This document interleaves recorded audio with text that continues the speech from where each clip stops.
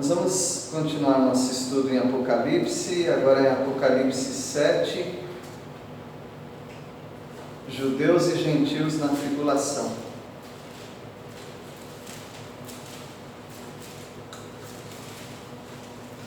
Apocalipse 7, Judeus e Gentios nesse período da tribulação.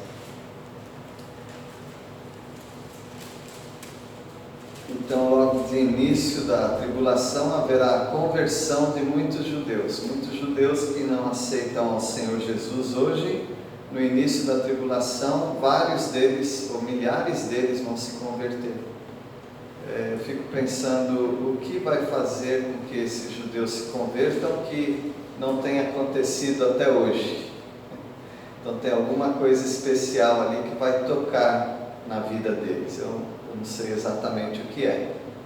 Posso pensar, e assim como vocês também podem pensar algumas coisas, mas muitos vão se converter. E além de se converter, eles vão se tornar pregadores da palavra de Deus. Pessoas que nem aceitavam o Messias, Jesus Cristo, agora se convertem e se tornam pregadores da palavra de Deus. E alguns de modo especial, porque Deus vai selar essas pessoas, vai carimbar essas pessoas. Os que gostam de tatuagem, vai tatuá-los, marcá-los, e eles vão ter a proteção de Deus. E é curioso isso, porque Satanás, os atos de Satanás são sempre uma cópia barata daquilo que Deus faz. Então até a marca da besta é uma cópia da marca que Deus faz nos judeus salvos. Vamos ver também gentios martirizados, aqueles que não são judeus, que aceitaram o Senhor Jesus como Salvador, como Cordeiro. Muitos deles serão martirizados. E também nós vamos ver que há um trato honroso para com os mártires. Deus trata os mártires de um modo especial. Não fique com ciúmes, se tiver com ciúmes, que você seja um mártir, né? Eles merecem esse trato. Eu não posso ter problema de ciúmes, porque Deus trata de modo especial aqueles que morreram pelo Evangelho. Realmente eles merecem uma premiação maior pelo menos do que a minha. Então vamos ver em Apocalipse capítulo 7, claro que nós não vamos estudar tudo isso que eu falei, foi só um resumo do capítulo 7, mas vamos ver judeus salvos e pregadores, que se tornam pregadores. Apocalipse 7, versículo 1, pode ler alguém, por favor? Depois disto, vi 4 anjos em pé nos 4 cantos da terra, conservando seguros os 4 ventos da terra, para que nenhum vento soprasse sobre a terra, nem sobre o mar, nem sobre a árvore alguma. Depois disso, quando? Depois da abertura dos 6 selos. Aqui não é o 7º selo ainda, mas é um intervalo do 6º selo para o último selo, o 7º. Deus faz um intervalo e vai apresentar esses pregadores da tribulação. Esses 4 anjos estão marcando os pontos cardeais: norte, sul, leste e oeste. Então, nenhum vento vai vir desses lugares. A impressão que dava ao ler esse versículo é que se esses ventos viessem, iam estragar coisas na terra, como árvores, por exemplo. E o que é também curioso, porque nenhuma das catástrofes que vão vir depois disso tem a ver com vento destruindo coisas. Então eu não sei se Deus simplesmente quis parar os ventos, no sentido de que poderia acontecer uma catástrofe, mas Deus está segurando. Mas a verdade é que depois Ele não usa ventanias para destruir as coisas. É que você está pensando em vento intenso, eu estou pensando em vento moderado, então vai fazer falta. Certo? vento moderado, né, que vem de todos os cantos. Então não vai vir ventos, Deus manda parar. E aí nós vemos também uma das características de alguns anjos, se não todos os anjos, mas alguns anjos que têm o poder sobre elementos da natureza. Então anjos têm as suas tarefas diante de Deus, e esses aqui, eles teriam essa tarefa, ou têm essa tarefa de segurar os ventos. Versículo 2.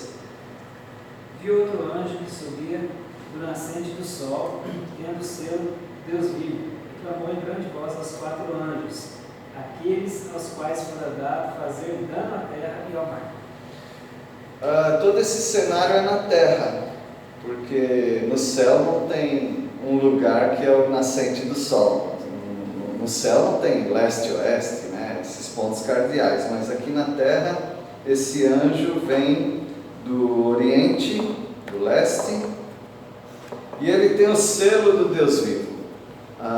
Já tivemos 6 selos que estavam trancando aqueles livros, né, aquele livro, e agora nós temos um outro tipo de selo, funcionando mais ou menos como uma proteção. Esse selo é um selo de proteção para aqueles que Deus vai selar, que são os pregadores da tribulação. Essas pessoas são as pessoas mais importantes da tribulação no que diz respeito à evangelização, porque nós não teremos igrejas missionárias, nós não teremos igreja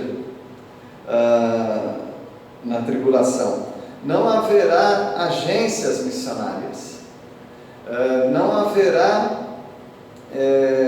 crentes, pelo menos no início não vai ter um monte de crentes. Então Deus, ele reserva 144 mil judeus. Ele quer que sejam judeus, porque o Evangelho tem uma característica do reino. É o Evangelho do reino, é o Evangelho que anuncia o reino de Cristo na terra. Essa foi a mesma mensagem que João Batista pregava para apresentar Cristo Jesus. Então não são os gentios, mas os judeus que vão pregar esse Evangelho. E esse anjo vem com o selo do Deus vivo. É muito importante esse termo aqui, de Deus vivo, porque numa época onde a morte vai imperar, vai ter muita morte, mas esse é o Deus vivo que vai selar os 144 mil para eles continuarem vivos, porque a coisa mais fácil na tribulação é morrer por desastres naturais, ou então morrer perseguido por causa do Evangelho. Mas esses aqui vão ter um carimbo do Deus vivo para eles não morrerem enquanto cumprirem essa tarefa. E esse anjo clama em grande voz aos 4 anjos, aqueles aos quais fora dado fazer dano à terra e ao mar. Então, parece que ia ter algum desastre aqui, mas Deus brecou. Porque é a hora de selar essas pessoas, agora não é hora de destruição. Então Deus faz que esse momento seja um momento solene. Eu não sei quantos da terra verão ou saberão disso, depois eles vão saber, é claro, mas se esse momento solene, ele vai ser transmitido YouTube, né? Via YouTube. Se vai ser transmitido, se as pessoas vão ficar sabendo desse evento, eu não sei, mas veja que é bem solene. Versículo 3, alguém pode ver? Dizendo: não danifiqueis nem a terra, nem o mar, nem as árvores, até selarmos em suas frontes os servos do nosso Deus. Então vai ter muita destruição florestal, vai ter muita destruição marítima e outro tipo de destruição, mas por enquanto não é a hora, vai ter tempo para destruir. Agora Deus quer selar na fronte. Fronte, quando se fala fronte na literatura bíblica, não é tão fácil saber, né? porque fronte para nós é muito aqui, né? Mas fronte é testa mesmo, né? Aqui, então eles vão ser... Eu tenho bastante, ó. Você tem uma fronte estendida, né? A fronte deles vai ser marcada. Eu acho que vai ser algo físico visível, porque não teria, para mim, né, um pensamento aqui, não haveria necessidade de ter uma marca num lugar específico se as pessoas não vão ver. Mas o mais importante não é a marca, o que é essa marca, mas o significado dessa marca, a utilidade dessa marca. Essa marca é para formar um escudo protetor nessas pessoas, porque facilmente as pessoas podem morrer, né? Facilmente as pessoas podem morrer. Às vezes nós pensamos que a nossa vida ela é muito forte fisicamente, porque o nosso físico, ao mesmo tempo que aguenta muita coisa, não aguenta nada, né? Mas essas pessoas, elas não terão acidentes, porque elas precisam ir para lugares, todo lugar aqui vai ser perigoso, mas elas vão ter que atravessar mar, elas vão ter que atravessar rios, elas vão passar em lugares que sem tribulação já seriam lugares perigosos. Com a tribulação, então, tudo é perigoso. Sair na rua é perigoso. Lembrem-se que no segundo selo, as pessoas ficaram meio doidas.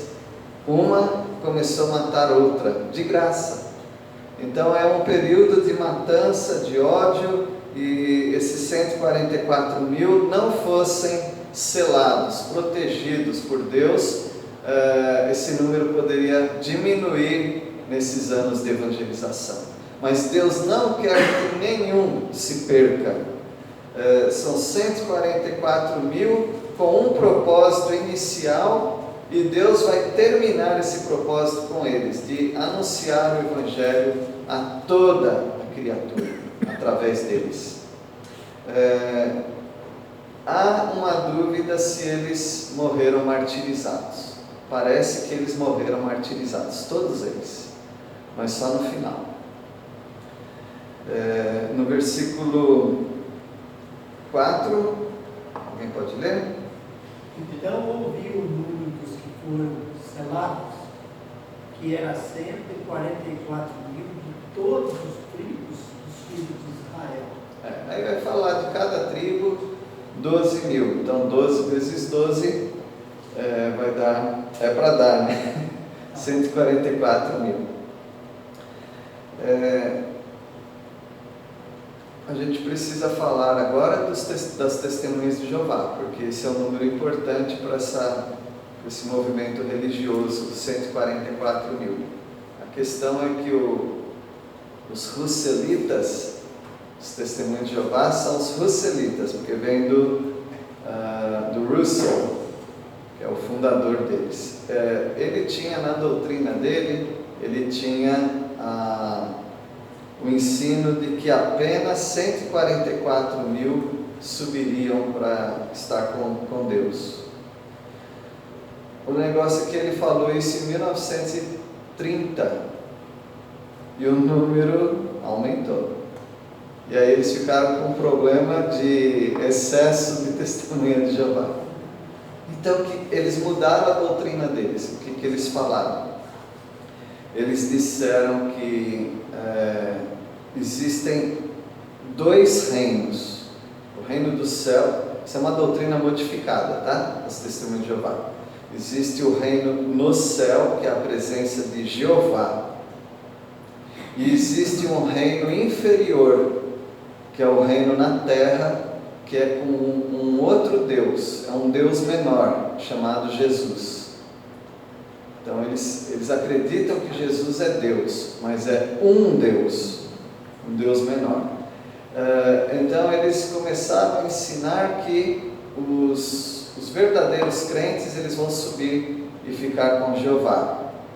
E os demais, eles terão a oportunidade de estar no reino com esse Deus menor que é Jesus. E as outras pessoas que não forem salvas de jeito nenhum, elas serão aniquiladas. Não existe inferno para as testemunhas de Jeová, assim como não existe inferno para os adventistas. Testemunha de Jeová e adventistas são primos, né? Vocês sabem disso, um sai do outro. Então essa é a doutrina deles. A gente não está falando de graça aqui, de movimentos religiosos, mas é porque esse número é importante, porque pode ser que pessoas fiquem confusas com os ensinamentos deles. Mas voltando ao ensino bíblico correto, que nós cremos ser correto, os 144 mil são judeus.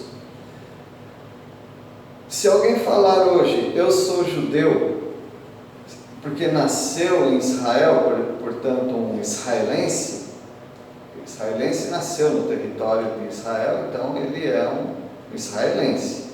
Ele pode vir da família dos judeus. O judeu hoje está espalhado no mundo inteiro. Alguns, eles tentam falar, mas isso não é verdade, tá? Eles tentam falar, eu sou da tribo de Benjamim, ou eu sou da tribo de Manassés. Eles não sabem disso. Nenhum judeu hoje sabe de qual tribo ele é. Tem os judeus sefaraditas, né? Acho que é esse o nome, se eu não me engano. Depois vocês procurem, sefarzaitas. Pode falar alto. Sefarvaitas. Porque tem judeus que vieram da Espanha, da Holanda, sempre expulsos, né? De Portugal. Sefarditas. Obrigado. Então são grupos, mas isso não é tribo. Isso é apenas para identificar que eles vieram ou da Espanha ou de certos outros lugares, né? Como por exemplo no Brasil, os judeus expulsos de Portugal, eles vieram com os nomes que nós temos, né? Nomes de animais, de vegetais e de minerais. Qual é o seu nome? Moreira, então é de Amoreira. Lobo, Carneiro, Pereira, né?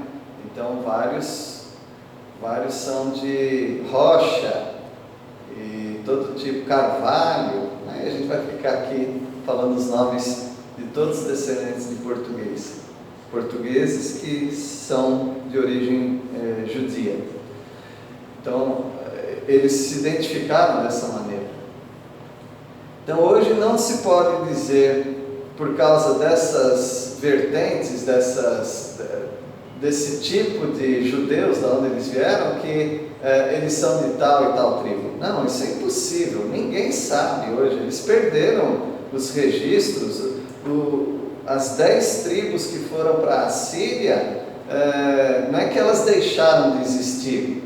As pessoas existiram, tiveram filhos e têm esses filhos até hoje. Mas o que deixou de existir foi a identificação dessas pessoas como de tal e tal tribo. Nem da tribo de Judá, ninguém sabe nada hoje. Mas de modo extraordinário e sobrenatural, na tribulação, Deus vai levantar a identificação das tribos de Israel. Pelo menos 10. Mas é provável que as 12 tribos de Israel serão conhecidas. E aqui ele vai mencionando as tribos de Israel.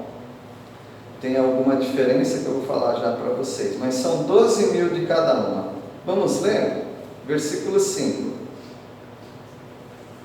Da tribo de Judá foram selados 12 mil. Da tribo de Ruben, 12 mil. Da tribo de Gad, 12 mil. 6. Da tribo de Azer, 12 mil. Da tribo de Naftali, 12 mil. Da tribo de Manassés, 12 mil. 7. Da tribo de Simeão, 12 mil selados. Da tribo de Levi, 12 mil selados. Da tribo de Issacar, 12 mil selados. E 8.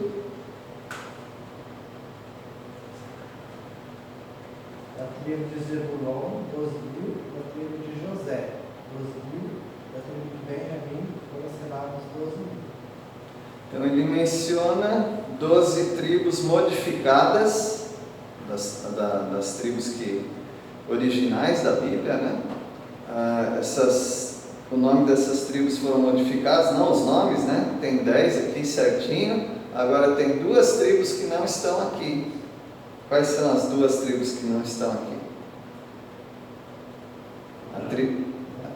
A tribo de Dan não está aqui, e a tribo de Efraim. Essas 2 tribos não estão. Não se sabe exatamente porquê, mas a grande sugestão dos comentaristas é que essas tribos elas perderam seu privilégio de estarem aqui por causa da idolatria. A idolatria começa com Efraim, e a tribo de Dan teve uma grande participação em desviar o povo de Israel dos caminhos de Deus, buscando outros deuses. Então, Efraim e Dan, por historicamente se desviarem do Senhor, perdem o privilégio de estar aqui. Mas aí ficariam 10 tribos. Aí são colocadas 2 que não são tribos, mas Deus faz delas tribos. Uma é a tribo de Levi. Os levitas não eram uma tribo, né? Eles eram especiais para Deus. Mas a tribo de Levi é colocada, e uma outra tribo aqui, que não é tribo, é o nome de alguém muito querido nosso da Bíblia, que está aqui como uma tribo, que é a tribo de José. Então está resolvido as 12 tribos. Um dos filhos de José é Manassés, né?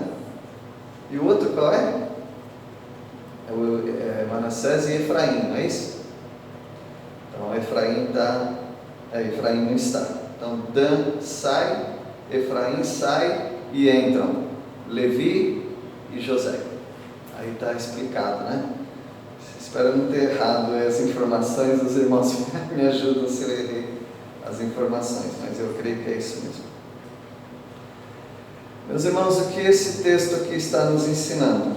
Primeiro, você não precisa orar para ser parte das 12 tribos de Israel. Você é a igreja, você não precisa disso. Essas tribos, elas são milagrosamente levantadas de volta, trazidas ao cenário novamente, e Deus vai usar grandemente esses judeus para a pregação do Evangelho. Nós não vemos isso aqui agora, tá bom?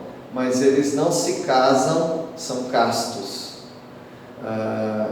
Casar é bom, mas o apóstolo Paulo falou que quem se casa cuida das coisas do mundo, e como agradar o marido, por exemplo, para a esposa. Então, uma pessoa casada é uma pessoa que ela pode se dedicar à obra, mas ela sempre é limitada para servir ao Senhor. E esses aqui, eles não são limitados, eles são completamente entregues à obra do Senhor. Eles não têm filhos, né? Eles não são casados, não têm filhos, então eles não têm esse tipo de preocupação. Eles são selados, ou seja, protegidos por Deus. Acreditamos que eles são também capacitados para locomoção especial. Eles são capacitados para falar e entender qualquer língua, ou seja, eles vão estar, eles são os missionários que nenhuma agência missionária consegue preparar. Eles são pessoas ideais para pregar o Evangelho por todo mundo. Quando a gente fala todo mundo, irmãos, não haverá nenhuma pessoa na tribulação que vai ficar sem ouvir o Evangelho claramente. Isso é uma bênção, né? Então, judeus, salvos e pregadores. Acho que nós podemos parar por aqui. Nós vamos orar ao Senhor e agradecer por essa parte das Escrituras. Então, o pastor João Melo pode encerrar com uma oração? Senhor Deus, a gente agradece o Senhor por mais um ensino. Obrigado pela tua palavra, essa história pelo início até a conclusão. consegue ver de uma maneira um pouco mais clara o ensino. A gente te louva por isso. Então, Deus se preocupou com a gente na questão do ensino, de deixar um livro, deixar mestres, professores. E isso é um privilégio que nós temos. Nós te louvamos por isso. Pedimos por aqueles também que estão vindo e estão estudando a tua palavra, aprendendo um pouco em conhecer o Senhor e a sua salvação. A gente teve 3 reuniões, como foi mencionado pelo pastor, e o plano é que ainda tenhamos 2. Eu peço a tua direção, o teu cuidado. Não deixe Satanás afastar essas pessoas. Às vezes algum compromisso que aparece, um parente, um visitante. Tudo Satanás pode usar, e a gente pede que o Senhor Deus ajude, que haja confessões. Esse é o desejo do nosso coração. Que eles ouçam a tua palavra, que haja confessões. Obrigado por esse tempo, obrigado por cada irmão que veio. Nós oramos ao Senhor e agradecemos em nome de Jesus. Amém.